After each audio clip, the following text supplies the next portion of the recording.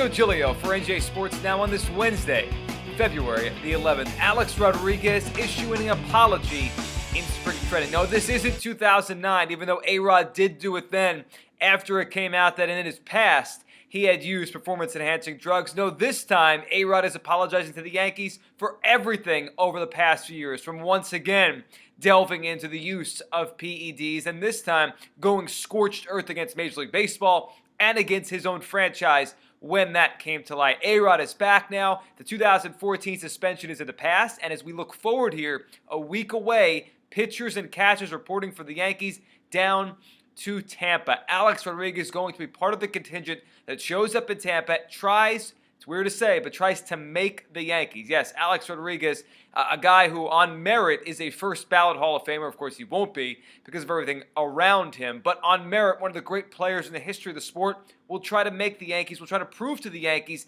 he still deserves at-bats, he still deserves some playing time. But A-Rod met with the brass, Brian Cashman, Randy Levine, those in charge of the Yankees, the entire cast of characters that comprises the Yankees front office. A-Rod met, hashed it out, wanted to apologize, wanted to start fresh, and now wants to play ball. So when an apology is issued, usually the next thing you hear is forgiveness. But for the Yankees and for A-Rod, there's only one route to forgiveness here, and I'll include Yankees fans in there as well. And it's the only route to forgiveness that ever works in sports. That is production. If Alex Rodriguez comes to spring training, hits the cover off the ball, shows he is in great shape, considering he will be 40 years old soon, considering that he is a guy that has had surgeries on both hips. If all those things come to fruition and Alex Rodriguez looks like a player Yankees manager Joe Girardi can see as an asset heading into the 2015 season, things will start moving in A-Rod's direction. We will talk less and less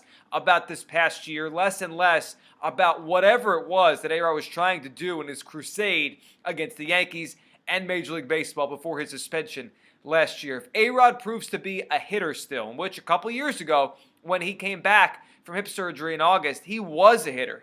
His OPS then higher than any Yankee regular last year. So in theory, if A-Rod is himself, I expect him to hit. I expect him to be a guy that can give them 15 to 20 home runs, provide decent, offensive options for them at third base, first base, designated hitter, especially against left-handed pitching. But if A-Rod cannot cut it anymore, the apologies don't matter. If A-Rod can't be a player that Joe Girardi looks at, especially in times of need. There's no guarantee Mark Teixeira or Carlos Beltran or even Chase Headley, who is really signed for over $50 million to fill on a full-time basis A-Rod's former full-time position of third base. There's no guarantee any of those guys can stay healthy for long periods of time. So there are at-bats for Alex Rodriguez, even with the addition of Garrett Jones from the Miami Marlins to be probably the regular designated hitter. There is a spot for A-Rod on the team if it can hit. If A-Rod truly wants forgiveness, which if you're going to issue an apology,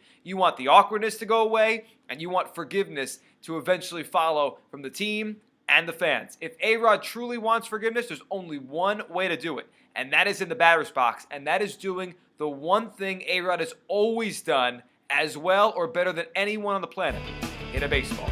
I'm Joe Giglio for NJ Sports.